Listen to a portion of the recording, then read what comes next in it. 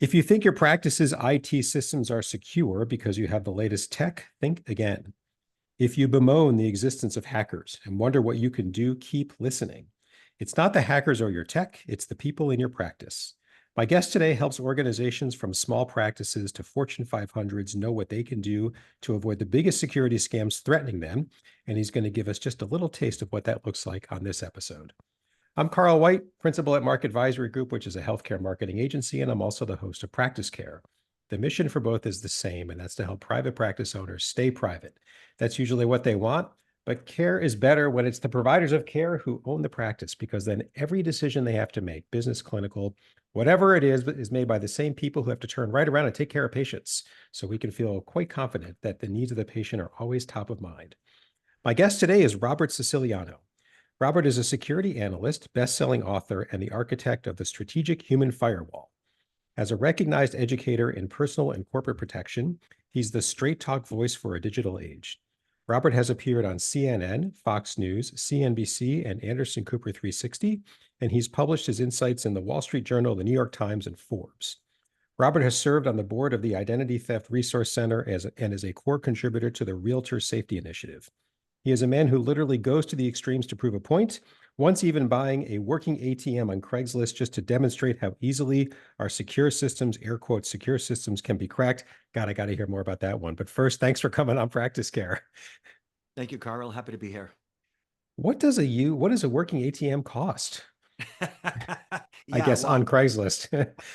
I was looking for I think I was looking for like a used bike for my kid because you know how they grow out of them so quick. Yeah, sure. And I see ATM for sale at a bar that was closing north of Boston. And I was like, I didn't know you could buy an ATM off of Craigslist. I didn't think you could buy And an ATM so, anywhere. right? Well, you could buy them on eBay too. Well, I yeah, okay. subsequently learned. And I was like, okay, I called the guy. I'm like, so you're selling an ATM? He's like, yeah, my bar is going out of business. So I was like, all right, can I take a look? I just had to take a look. I had to see it. Mhm. So he was asking $1,000. I stuffed my pocket with $700 in cash, and I figured, you know, maybe I'll make an offer. We'll see. I brought my hacker with me because Mhm. I got a hacker, and I think everybody should. And I'll put he it on my showed us how it Christmas all list. worked. My hacker got all excited. And I was like, well, I got $700. He's like, all right, I'll take 700. I didn't know what I was going to do with it, but I just kind of had to have it. You know what I Mhm. mean? And so I buy it, I bring it back to my office, and That's like the golfer who buys the newest driver ever. You just have to, I get it. It's your thing. I get it. So keep so going. so my hacker was like all excited, more so than I was, because Mhm. I truly didn't know what I was going to do with it. But the guy gave us the manual. And so the whole ride home, my hacker's reading the manual because that's what they do. Mhm. And he was all excited and he's like, "Can I take the manual home?" I was like, "Yeah, fine." He calls me at 5:30 the next morning, all whacked out on Red Bulls. He's like, "I've been up all night reading this thing. I want to come over and play with it." I was like, "All right, all right." So he showed up at like 6:30. I had a pot of coffee on AM, right? Yeah. He walks into the garage, he plugs the ATM in, he starts punching a bunch of codes into the keypad. And as he's reading the manual, punching the codes in, and the receipt starts to print out, but not like a regular receipt. It's like a 30-foot long receipt. So I was like, "What are you doing?" He's like, "Oh my God, look at this." I pick up the receipt, and there's over 1,000 credit and debit cards printed out on the receipt. The full Basically, info? The full full info? info, everything. Wow. He cleared the ATM's logs, is what he did, right? Wow. So the guy that I bought the ATM from didn't do that. So I essentially bought a data breach, is what I bought. Yeah, you did. I did. And so, as Wow. excited as I was at this point, I was like, all right. So I called Fox, because that's what you do. Yeah. And they sent a guy over, a producer, a camera guy, and a guy with a fuzzy mic. And we equipped the ATM with a skimmer because that's what I do. Hmm. And we deployed the ATM in downtown Boston. Oh my God. Yeah, I put a step-up transformer in it. We didn't put any cash in it, but we put a step-up transformer and a 12-volt battery. So it was like a functional ATM that didn't dispense cash. Mhm. And so as people began to use the ATM, they got, you know, a little perturbed because it didn't dispense cash, so they walked away. But then we intercepted them and we showed them the video feed of what they just did. We showed because I had a skimmer on it and a little camera. that Hmm. actually showed them punching in their PIN code. Oh my God. Oh my God. Yeah. Oh my God. Yeah. It was definitely an OMG Yeah. event. And so Okay. at one point, a big Boston burly cop saw what we were up to and he threatened us, basically told us he was going to arrest us if we didn't like dismantle the ATM and go home. So essentially, we packed up and went to, another side of Boston named Fenway Park I just did it again. and just did it again. Yeah. And Where it does your was great. jurisdiction end, officer? Yeah. Yeah. I got a ton of TV out of that. And what I learned is that the ATM industry is a relatively unregulated industry and that like Mm. anybody can buy an ATM to dispense cash unregulated. And Hmm. really a lot of the or a lot of the people that are involved in the ATM business are like those that do vending machines, Yeah, yeah, yeah. cigarette machines, Coca-Cola machines, candy machines and such. And they're ultimately bars, they're responsible for your personal identifying information. Wow. Wow, wow, wow. So with that as a as an appetizer, listeners, um, the topic of the episode is the biggest security scams threatening your practice. But first, you've now got a taste of the lengths that Robert is willing to go to figure out the danger in something. But tell us more about you. Tell us more about your business, about just help us get wherever you want to take it. Just tell us a bit more about you.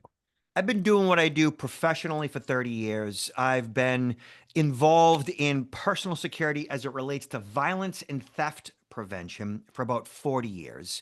I truly started doing what I do full time after 9/11, but I'd been doing it since my early 20s. Okay. In my early 20s, and still to this day, I speak to real estate agents quite a bit because realtors are murdered in the US. It's a thing. Jesus. And they also Wow. handle a lot of sensitive information. Okay. Hmm. Mm. And so when I started my business in my early 20s, I needed a computer essentially to manage it. And so in 1995, I bought my original IBM PS1 Consultant, Hmm. which was the make and model of a PC that had a 150 megabyte hard drive running Windows 3.0. Hmm. Right? Back in the day, I Hmm. had to buy a separate card to connect to the computer to install in it so I could get dial-up connection to the internet. It Hmm. didn't come standard, Hmm. And I had the ability to accept credit cards on my computer because I was, selling books and videos to the real estate agents. So I needed to accept credit cards and charge them. Hmm. And when I had merchant status, about a month after I had plugged that into AOL, I got hacked in Hmm. 1995. It was like I did not know what happened to me. I Hmm. didn't understand it. All I knew was I had thousands of dollars in credit card fraud via my computer. And when I talked to the bank and the credit card company, they're like, yeah, this is a thing that we're beginning to deal with too. Back in the mid 90s. Good, And good to so, have commiseration partners. What are you going to do about it? right. And Yeah. so now, mind you, my business was personal security as it related to violence and theft prevention in the physical world. I did not know that theft was a thing in the virtual world at the time. Mhm. So when it happened, my thing has always been, still to this very day, is reverse engineering the bad actors' motivation and how they choose their victims, Mm. starting in the physical world. Hmm. And so now, like, okay, so how does this happen in the virtual world? And the term virtual world wasn't even a thing. It Hmm. was pretty much just AOL and the internet or dial up for that matter. Hmm. And so as I begin to dig in and understand how they did what they did, as upset as I was over the thousands of dollars that I lost, I was intrigued. Like I wanted to know. Hmm. It now personal security and theft prevention meant a whole new thing to me. Hmm. So as I started to dig into it, I started to see that identity theft was started to becoming a really big problem too, because in the late 90s, small municipalities, states in general, began to post social security numbers on the internet. Oh my God, really? Well, because they didn't, identity theft wasn't a problem Yeah. up until that point, you Yeah. know? Your social security number being used without your authorization to impersonate you wasn't a problem up until then. Hmm. It was brand new. Mm. So now I started to see, okay, this is a real issue that is going to be, I started as being going to be a big deal. Hmm. And here we are. And here we are. Yeah. And so here we are 30 plus years later. And what has changed in 30 years is that criminals look at fraud as a full time business. Right now, we're dealing with about 300 billion of our records on the dark web. 300 billion names, addresses, phone numbers, email addresses, social security numbers, usernames and passcodes, credit card numbers on the dark web. 300 billion.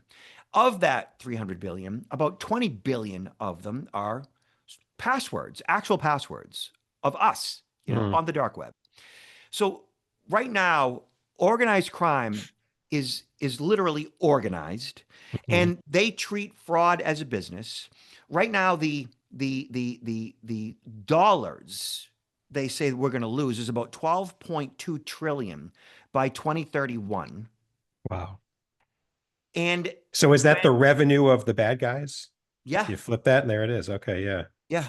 Okay. And what hasn't changed, so that dollar figure and how criminals treat fraud, it has eclipsed the illicit drug trade at this point, Wow. right?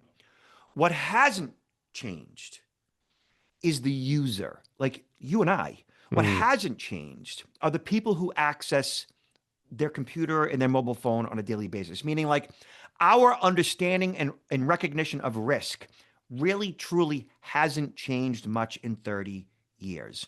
We're kind of doing the same things today we mm, did 30 years ago, like using the same passcode across multiple accounts, not mhm. using two-factor authentication. Heck, not even locking the doors to our homes or installing a home security system. We don't do much different today in regards to our personal security or information security now than Yeah. we did 30 years ago. And that is where the problem begins. So is this the to get right into it then to continue? Is this the human blind spot, that a term that you use a lot, or is there I mean, what is that? And how does Okay. that relate to this? Yeah. So, I don't, so I speak to non-clinical stuff in regards to, doctors and dentists and physicians and such, Hmm. and that truly is the business end of information security.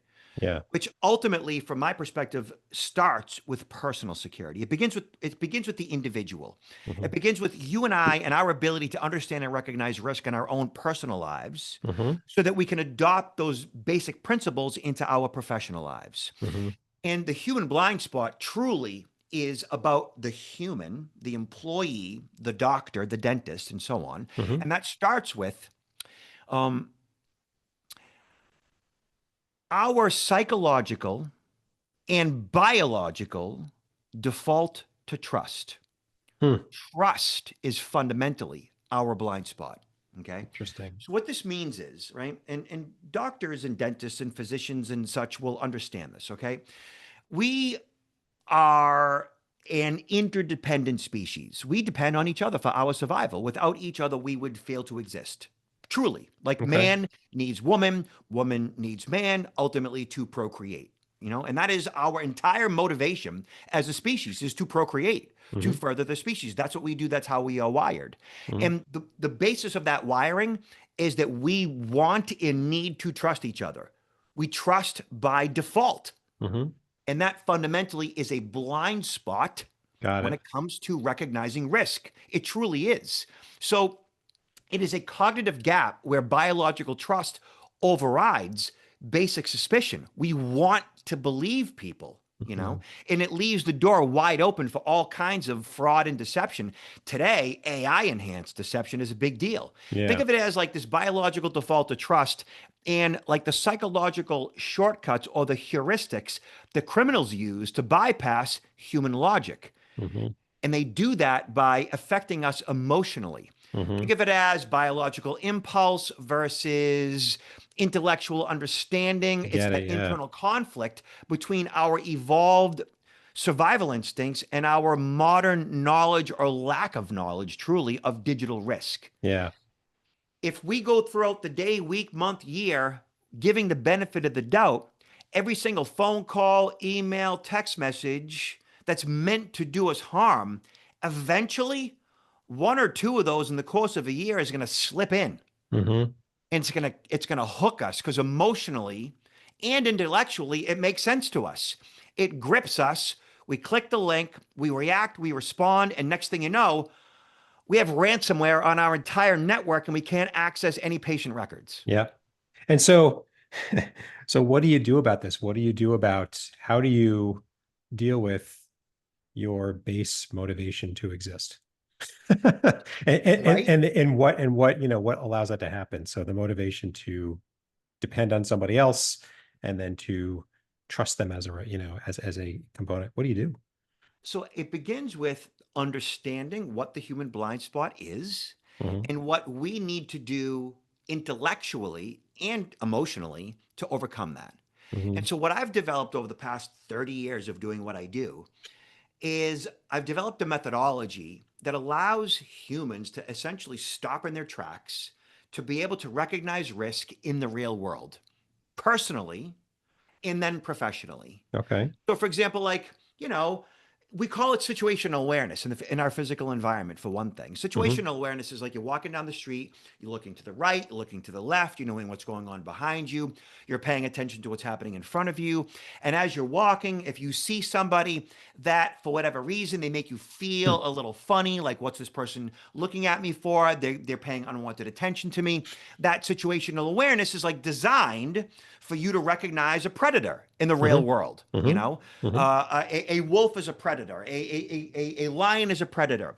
There are human predators out there too, of course. We call them sociopaths and psychopaths. mhm. These are the hardcore narcissists that don't experience any empathy, sympathy, guilt, or remorse. They truly have no shame. And if you do your own research, you'll find that as many as 3% of women and as much as 6% of men worldwide essentially are diagnosed as paranoid, schizophrenic, sociopaths, psychopaths, antisocial personality disorders that not all of them, but many of them act Mhm. out in such ways where they hurt and harm. Okay. If it was later in the day, I'd pour myself a drink right now because you're kind of bringing me down. But keep going. So in the medical community, we understand this. Okay. I mean, Mhm, if you deal with hundreds of people a day, you know that not all of them are, in their right minds, or their right minds are in such that isn't right for the mhm, majority of us. mhm, Right.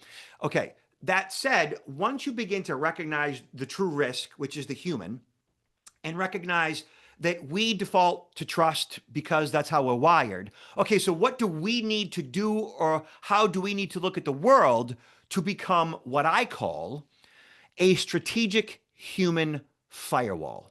And so it's interesting because the opposite end of I trust is I distrust everybody, and that's a tough way to go through your days.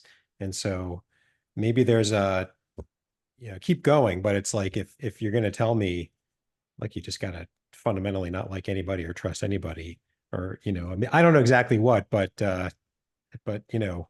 keep going, but just the practical daily implementation. Because I hear what you're saying. Not Don't be dumb. Don't be naive, obviously. Well, But it's like, okay because so yeah, so not trusting anyone doesn't work. I mean, that just doesn't work. yeah. Like, look at we are wired to trust, like we discussed, and not trusting others is truly a learned behavior. Like, we learn to not trust others usually at an early age. Hmm. And what that means is, like, at some point in our lives, often before the age of 10, something happens to us where we experience harm, whether that might be betrayal, literal physical harm, like somebody does something bad to us. Hmm. Like, you could be 4 years old in a playpen with Johnny, and Johnny bites you, because kids bite, like they literally bite, right? Hmm. And you learn Johnny is not to be trusted. You look at Johnny like you're holding your arm because you just got bit. You're like, whoa, what is that all about, Johnny? Like, why'd you do that? Like, and so Hmm. now you learn that not everybody is to be trusted, but we don't Hmm. necessarily take those lessons and truly learn from them as we grow. Hmm. We just kind of experience that pain, that trauma, that betrayal, Hmm. and that hurts us emotionally and sometimes physically, and we don't necessarily want to think that's going to happen to us again. Right. So in the course of our lives, we kind of go through like a certain amount of like denial that like these things won't happen to us. And so we kind of evolve not truly recognizing risk effectively. And so in an effective security awareness training, which is what I do, Hmm. right? We discuss stuff like that. We discuss our resistance to security, why we look at security as kind of a bad thing, Hmm. why we look at things like paranoia and fatalism as resistance to security. Like, we talk about these things, and I can go into like an exercise or two with you on all of that to kind of give you an idea of what that looks like, to kind of get people into a mindset to understand and recognize risk effectively. But the strategic human firewall that I talk about is basically is a mindset. Hmm. It is truly a proactive governance. Hmm. It's a way of looking at the world going forward, so that we shift from I fundamentally trust what I see all the time to I verify everything. I was trust but verify, or verification. I was waiting for that concept. You Yeah. know, I We, mean, we, we are mostly passive targets, is how we navigate the world. hmm. And what the idea behind the strategic human firewall is, you become an active detection layer. And this proactive governance, that shift from I trust what I see to I verify everything, Hmm. takes us from basic security awareness to what I call security appreciation. Essentially, awareness is knowing. Like, intellectually, I know about risks. Hmm. Intellectually, I know that identity theft is a thing and computer hacking is a thing, and identity theft protection is a resource I could adopt, and antivirus is something I should install, and password management is important. Like, this is awareness. But appreciation is truly caring, right? So when employees, when consumers appreciate how security protects their own lives, and you truly have to evolve to Hmm. appreciate security, right? And that's through training. Yeah. Once they understand and appreciate security, their behavior changes permanently. I call this the security appreciation gap. It's that chasm between an employee's intellectual understanding of risk, which is awareness, Hmm. and their emotional commitment to act on that knowledge, which truly is appreciation. Yeah. And ultimately, what we do is we achieve what's called the kitchen table effect. It's that multiplier effect where a successful appreciation training ends with the doctor, the employees, the staff, the office manager truly taking that training home and teaching those concepts to their family, Hmm. cementing those lessons for life. So, like, when I do like a live training, I often do like a full 6 hour training, Hmm. like a full day. And I tell the doctors, like, bring in your entire staff, not just the doctors, not just the physicians. Bring in everybody, including your spouses, because this is like a problem that we all face every day. It's Hmm. not just when your, administrator answers the phone or handles client records. Like, this is something we deal with all All the day, every time. day throughout our entire lives. Yeah.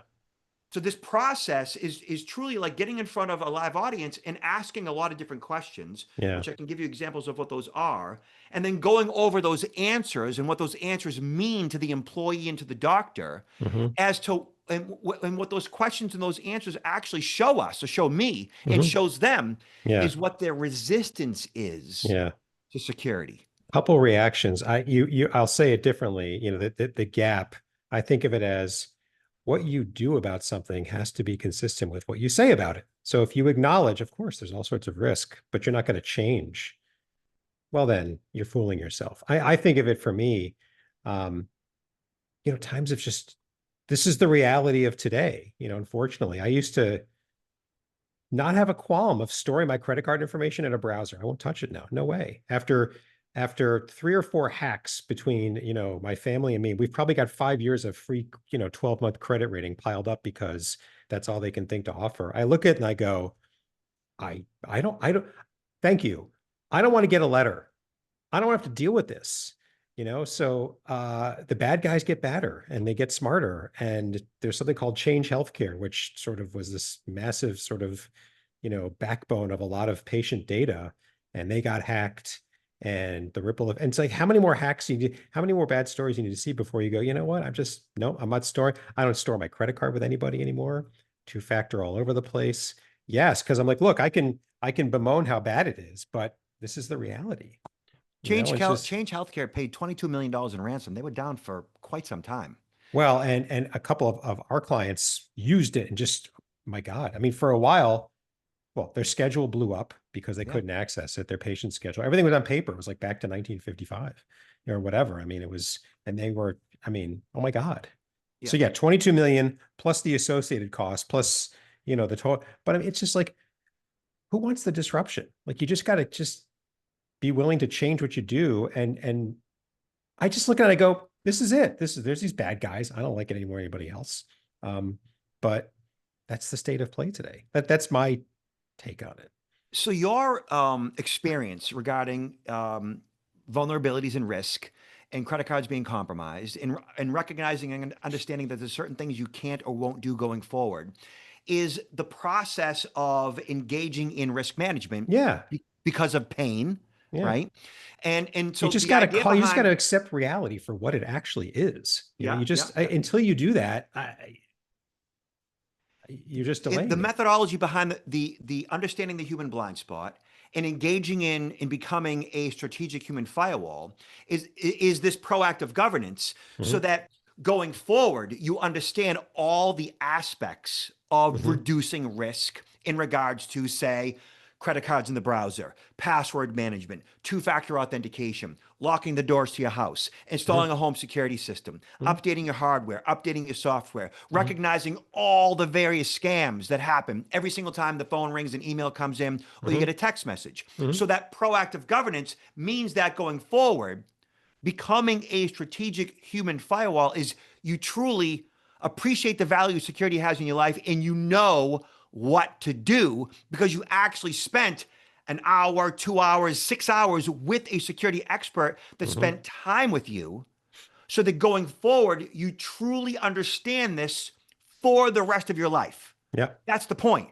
Yeah. Because most of us haven't done any of that. So while you have likely many elements of the strategic human firewall, there's always more to do. Yeah. And so I provide that methodology and that structure of what that more to do is. Mhm. Okay. So in a live presentation, like I'll get in front of a live audience and say there's 100 people.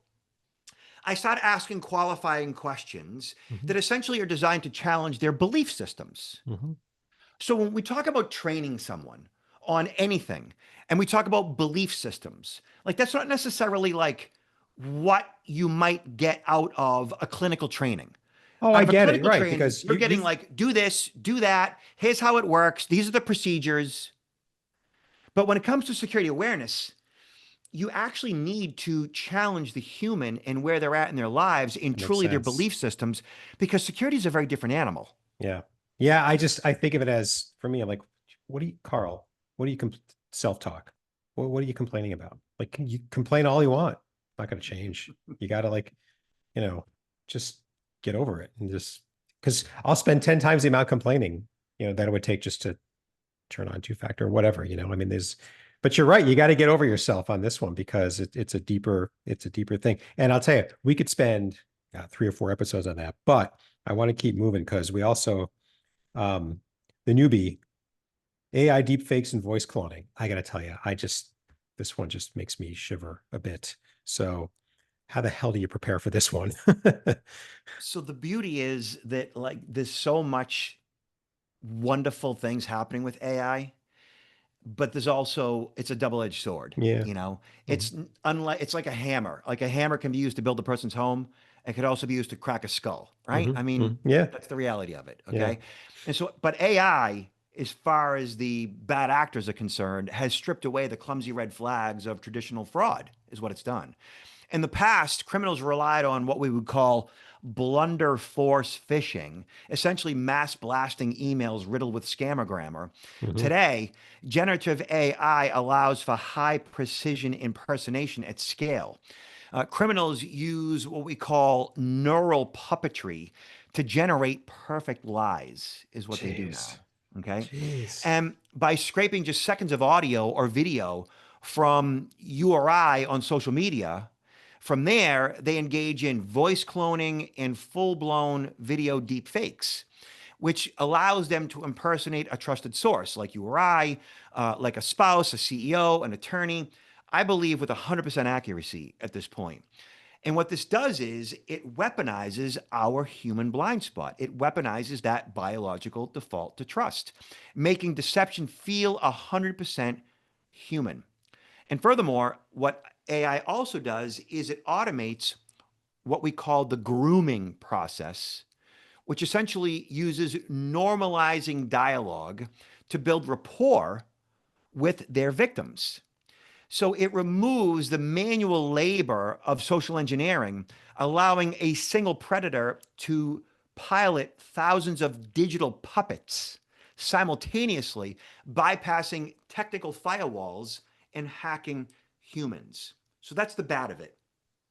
The good of it, That's a lot. yeah.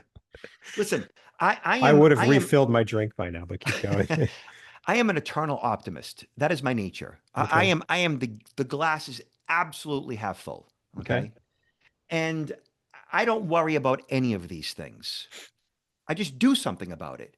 The Okay. worst thing you could do is nothing. The worst thing you could do is throw your hands up in the air and give up and say, the bad guys have the edge. What am I going to do? There's nothing I can do, and engage in fatalism. That's the worst thing you could do. You know, Hmm. when I get in front of a live audiences, I challenge them on that. Like, and I'll ask basic questions like, how many of you are using the same passcode across multiple accounts? I'm sorry. Let me flip that around. How many of you are using a different secure passcode across each of your critical accounts? How many of you are using a different secure passcode across each critical account?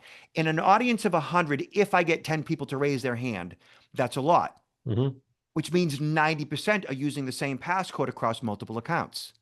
And then I show them, I literally take them to the dark web and I show them, did you know that there are about 20 billion of your passwords on the dark web? And they're like, whoa, like I didn't know that. And Hmm. all of a sudden they're like, okay, what do I got to do? And I'm Hmm. like, well, how many of you are using a password manager? If I get 10% of the room to raise their hand, that's a Hmm. lot. And they're like, well, whoa, how do I use a password manager? And what if a password manager gets hacked? Which now we see, well, why would I use a password manager if it can get hacked? We see fatalism already creeping into Yeah, the yeah, yeah. conversation. Hmm. Okay, so fatalism is a big deal. It shows our resistance to security. And I'm like, whoa, wait a minute now. I've been using a password manager for about 22 years. I haven't been hacked. My password manager hasn't been hacked. My password manager is without a doubt the best use of my time and my money when it comes to my privacy and my security. I recommend everybody use a password manager. How else are you going to have a different, long, strong, unique passcode for each of your online accounts? And they're like, okay, that makes sense. And now all of a sudden they're looking at this going, huh, I want a password manager. What else do I got to do? Yeah. And so what I'm doing is I'm breaking down their resistance to different forms of security. So how does I that say, come back to AI, deepfakes, voice cloning, all the, the the the the major leagues of impersonating me? so that process involves, right, looking at the small stuff Okay. like password management, like two-factor authentication. You know, and I'll ask similar questions, and I'll get to the AI stuff. I promise. I ask similar questions like, "How many of you are using two-factor?" If I get 15% of the room to raise their hand, that's a lot. Meaning 85% are not. So once I get them to understand like how these tools truly do enhance your security, going forward as they become the strategic human firewall, they begin to look at the world around them a little bit differently. And from there, when it comes to AI and deep fakes and voice cloning, we learn how to engage in what I call the AAA protocol. So the AAA protocol is your break the fake playbook. It's actually like the tool that you adopt to recognize AI and deep fakes and what's Okay. called manufactured urgency.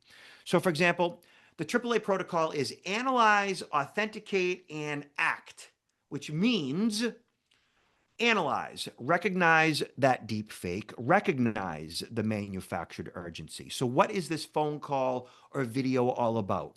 The moment that that phone call or video requests secrecy, urgency, immediate action, you must stop in your tracks right there and then. Okay. Your brain is now moving into emotional reaction. Stop doing what you're doing.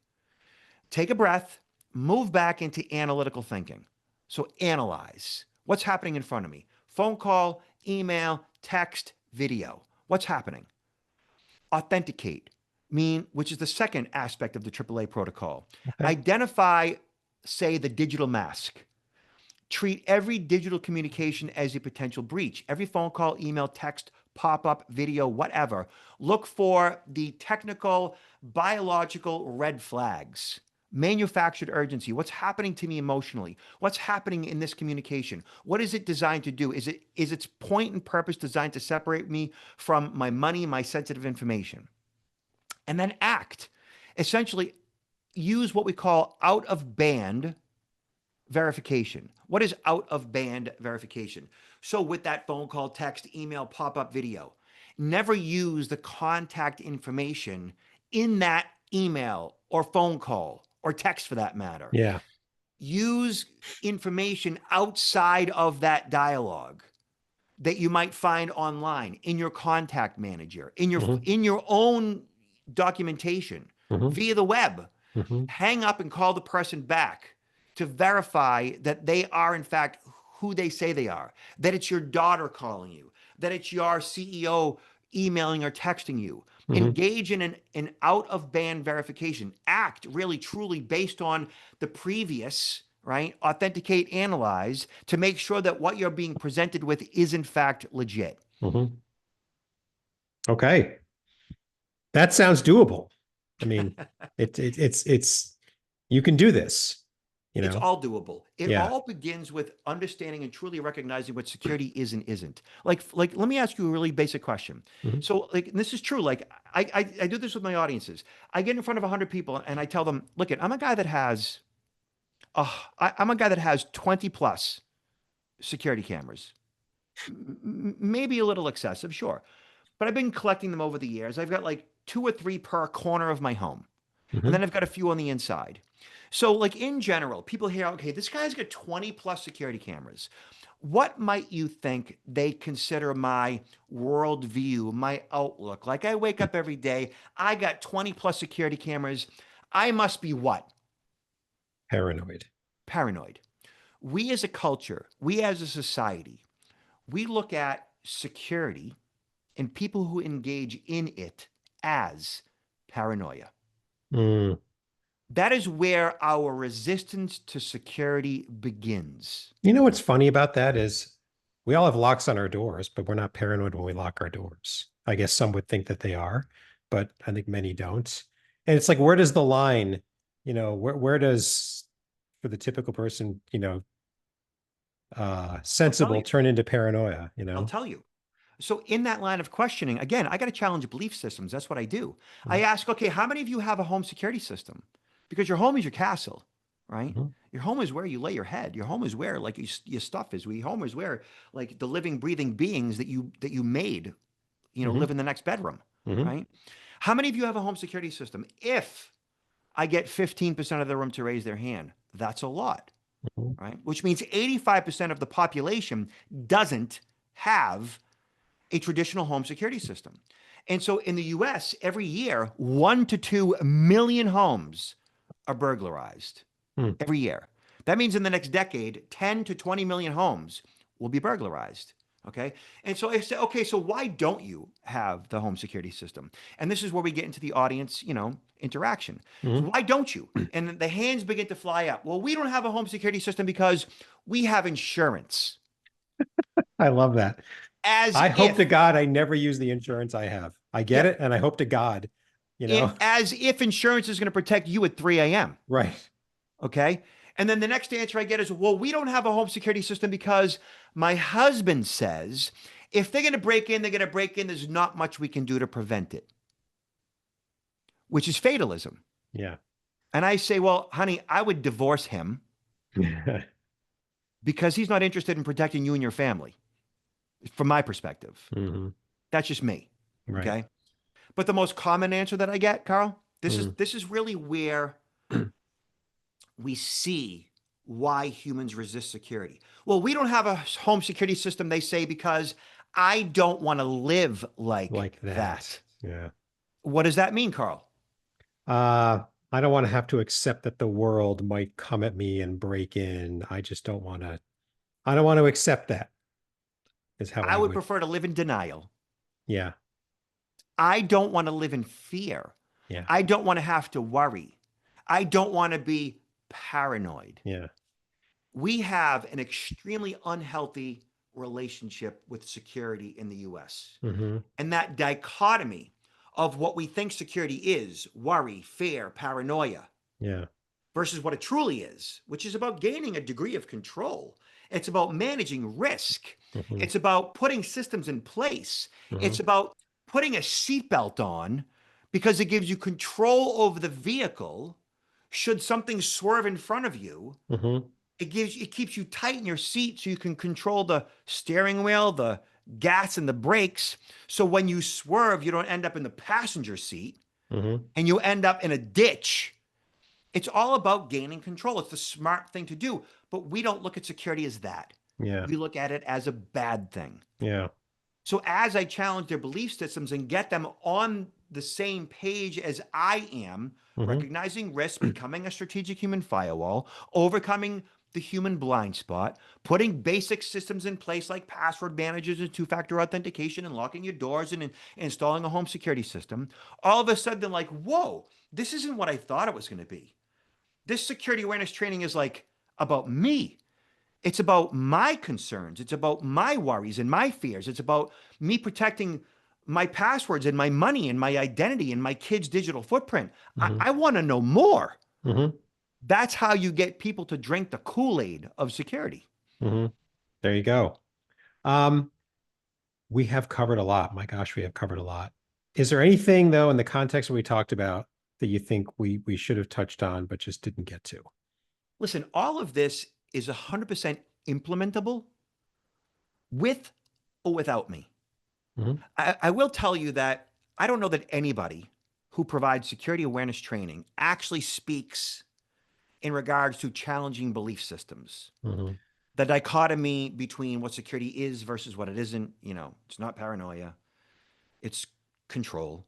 Mm-hmm. I don't know that anybody's really truly doing that because I don't know that most people who provide this type of training have the background that I have, doing what I've been doing for 30, 40 years, and truly look at security awareness as being a personal endeavor Yeah. first. You know what's funny when you say that? It's like what the thought that flashed in my head is, I'll bet, do you ever ask in your seminars, in your practice, in your place of business, do you have like a security alarm? Do you have more security for your business than you do for your home? I guess. And I wonder how often you get yes in one way or another, Oh, I which should just guarantee it. make me think like, if you're willing to protect your business, why don't you protect your home? I mean, like, Physical security is more prominent in the workplace than at than it home. is in the home environment. Okay. 100%. Okay. That is across the board. And I do ask those questions, and it is like generally they do have some type of a security system and or an alarm system at the place of business. Mhm. Often because there's pharmaceuticals, there's syringes, there's True, true, tools, there's true. high end hardware that if it was compromised or even just if somebody went in there and just made a mess of things, Hmm. you know. But when it comes to their home, I don't want to live like that. We go back to our 5-year-old emotional selves, Yeah. Okay. Yeah. Okay. just kind of how we are. Yeah. And so my job and role is to change people's appreciation of security, to change the culture. Got it. And so once you see and understand like there is more work to do personally and that how that applies professionally, I say engage. Hmm. Either you yourself develop your own security awareness training to get all of your staff and employees and office managers on the same page, and or bring in a professional. Hmm. It doesn't take a whole lot of time or investment to make that happen. Hmm. But once you make those investments going forward, you're good. Hmm. Security still is 24/7, 365. Security is a journey. It's not entirely what we would call a destination. And it's Hmm. not a place you ever fully arrive to. It's really not much different than, you know, healthcare. Like for example, you don't brush your teeth once. You brush every day. You Hmm. floss every day. Like you engage in, you know, Yeah. mental health every day. Like it's no different than the fundamentals of physiology and caring for your well-being. Hmm. Security, you don't just work out once and you're good for the rest of your life. Like you are constantly paying attention to heart health, right? These are security is the same thing as all of that. Yeah. And to the degree that healthcare professionals request that their clients engage in proper hygiene and mental health and diet and nutrition, you got to do the same thing regarding your security. It Mhm. truly is the same parallel. Yeah, that makes sense. That makes sense. Um, and the other question is, the context is a listener says, this guy's right. We're bad at this, but they don't know where to get started. What's one super simple thing you would recommend that they do just to nudge them off the starting line? And is it just sort of acknowledge, I don't know, ask themselves, do we have two-factor authentication or not? If the answer is no, go start setting it. You know what I mean? Like just something super simple and quick and easy. So, one of my life principles, and I have a few, that I say to myself all the time is we become what we think about. As human beings, we become truly what we think about, Mhm. right? So if you're like surfing porn all day long, you're going to be kind of messy, right? If you're just like, constantly watching TV and you're just looking at one, fast food advertisement after another, you're eventually going to Wendy's. Like Mhm. just we become what we think about. Mhm. So I say begin to consume information, whether it's mental health or nutrition or security, that begins to align with what you know is right, both personally and professionally. Mhm. So, for example, my blog, right? Subscribe to my blog, which it's free. I'm on LinkedIn. Search Robert Siciliano, Siciliano. Every couple of weeks, I'm providing something that gets humans to align both personally and professionally with where they could or should be in regards to managing risk, both personally and professionally. Whether it's setting up a credit freeze for your own identity. That's like Mm. 101 to protect your own sensitive information, your social security number on your credit report, or Mm. setting up a password manager at home so that every time you or your spouse access your bank account, it's not the same passcode as your Facebook account. Mhm. Basic stuff like that. So Mhm. when you consume information, when you become what you think about, before you know it, you're engaging in best practices. And that starts with yourself first, and then you apply it to your business environment. Got it. Love it. Thank you. Thank you for coming on. Very interesting conversation. Um, I think what I like most about it is it doesn't have me starting off having to pick tools and subscriptions and things. It just starts with the way I think of it is looking in the mirror and just kind of being honest about this particular discussion that we're having, which is, look, if there were no crime, here's the physical crime. If there were no bad guys, there'd be no crime, but there is. And the thing about online crime is that they don't have to drive up to your house to do bad things, right? They can do it from anywhere. And so we all live, I live in a safe neighborhood. For those who live in a safe neighborhood, great. I mean, I think we've sort of dispelled a bit of that, not necessarily, but just be more aware of it. But it doesn't matter where you live, for the bad guys halfway across the planet to do bad things to you. So you can either accept this. It doesn't mean that the whole world is now a terrible place. It's just, to me, it's accepting reality of, look, there's bad guys out there. There's bad people out there, and they want to do bad things, and they've got a whole crap ton of tools to do it. And just, you can trust the ones you love, but you don't have to trust everybody blindly, Yeah, so thank you for certainly opening my eyes to this. I really really appreciate it. So my thanks for pleasure. coming Thank on. you. Appreciate Yeah, the opportunity. you gave a lot of contact information, which we're going to get into the show notes for the episode. So any listener wants to learn more about Robert, or subscribe to his blog, or get on his lists, you've got another way to do so. Couple of points before wrapping up. First, if you haven't subscribed to Practice Care yet, please do so. We're everywhere. Practice Care is one word. We drop a new episode every week, and that's the easiest way to stay up to date. And secondly, if you're like Robert or us, you serve private practice owners, or you're one yourself, either way, you've got some experience or expertise on the business side of private practice, and don't overthink what that is. I've been saying this in every episode now. Something you think is boring and who would care, I promise you others are struggling with it. So in the show notes for every episode, there's a link, a couple of clicks. Tell us what's on your mind, and we'll get you scheduled as soon as possible. Thanks very much, and until next time.